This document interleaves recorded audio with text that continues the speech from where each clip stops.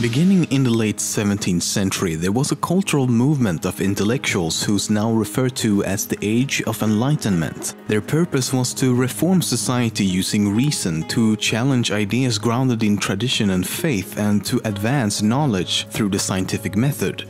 It promoted scientific thought, skepticism, and intellectual interchange. The Enlightenment was at the time a revolution in human thought.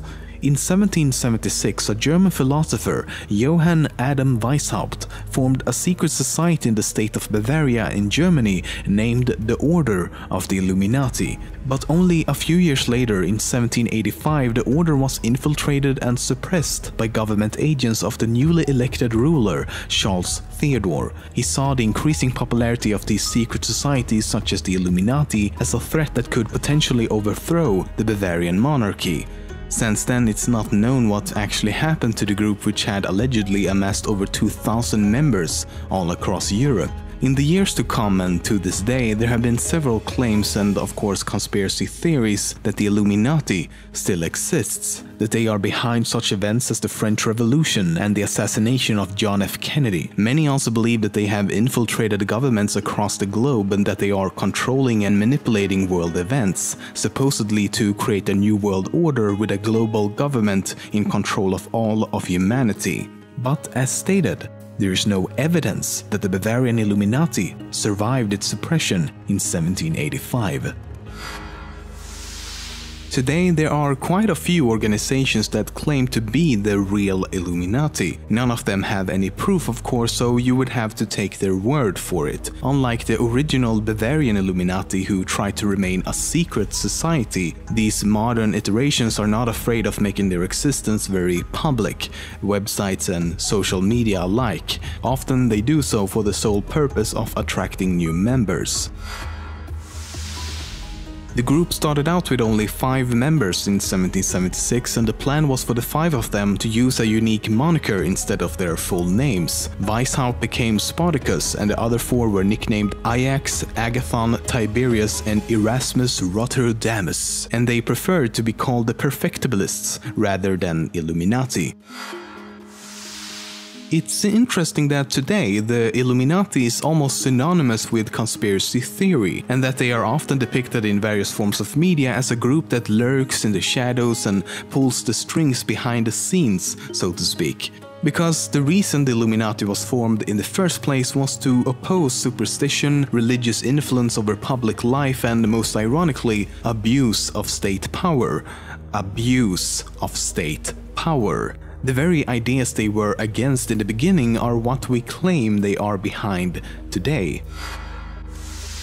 So what makes the Illuminati so special? Because as I mentioned, there were many other secret societies at the time, and they were all shut down and disbanded in 1785. Well, the reason for this can be credited to a few fictional books and I guess a little bit of luck. As early as 1798, a book titled Proofs of a Conspiracy was published with the theory that the Illuminati had survived and represented an ongoing international conspiracy. The book proved to be very popular at the time, but after a few decades of speculation, the theory died down. It wasn't until over a century later that the fictional book series titled The Illuminatus Trilogy brought the theories back to life. However, some people believe the books to actually be true, and ever since the conspiracy theories about the Illuminati has grown more popular than ever before.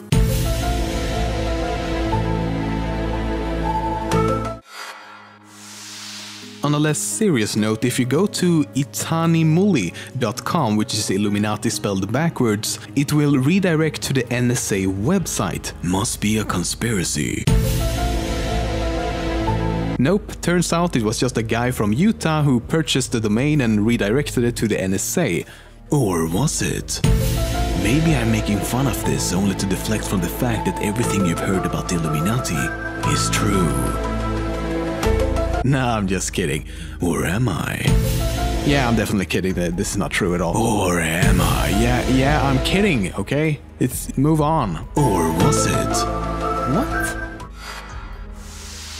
The name Illuminati comes from the Latin word illuminatus, which means enlightened. Illuminati can also be used as a word and would then mean a group claiming superior enlightenment on a particular subject, especially religion. But I seriously doubt you will have much use of that word in everyday life. So when the Illuminati disbanded, what happened to Weishaupt? Well, he actually managed to flee the state of Bavaria and lived out his life in the city of Gotha. I don't think I'm saying that right. Before his death in 1830, he wrote a series of works on Illuminism, but other than that, he was never involved with anything relating to the Illuminati again.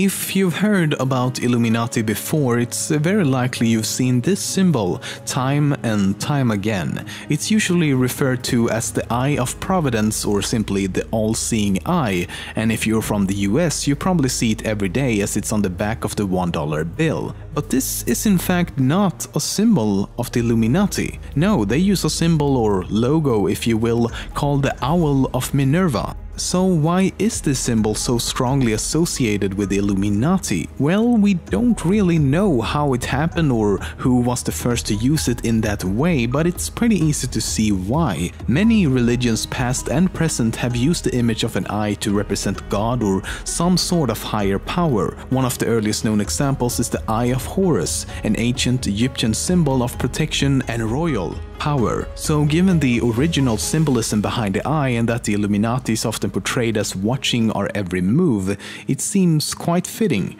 But then there's the pyramid. It has nothing to do with God or higher power and everything to do with the United States, because the pyramid has 13 steps which represents the original 13 colonies. How you get that to mean Illuminati, I don't know, but conspiracy theorists finds a way. Well, there it is.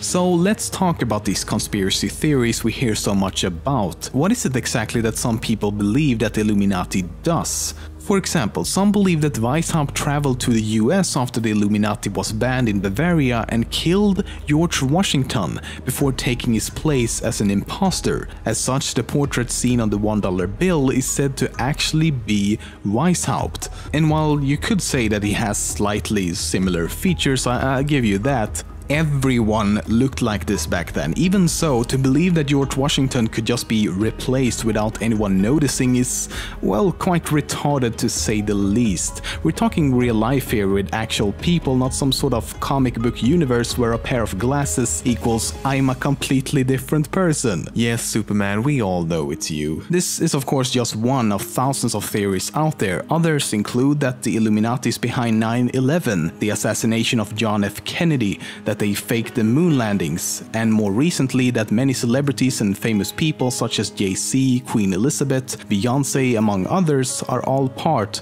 of the Illuminati. But the most common theory regarding the Illuminati is something called the New World Order. The premise is that they have infiltrated governments, politicians, corporations and other key roles in society to eventually take control of the world to form a totalitarian global government. If we're going to get really extreme, many also believe that they're somehow connected to the Nazis, that they are the embodiment of Satan, and yeah, we're not gonna follow Alice further down the rabbit hole. There's just way too much convoluted speculation and opinions surrounding all of this, and quite frankly, in the end, it's gonna be up to you what you want to believe. Oh, and before you go, don't forget to check out All Time Conspiracies. They also made a video about the Illuminati over on their channel. But what does it mean? Is all of this just a mere coincidence? Or is it in fact a secret message from our favourite pop stars? Are Kanye, Keisha, Lady Gaga, Drake and Jay-Z all trying to tell us something? Something that we shouldn't know about the darker side of the music industry? In 2009, Kanye West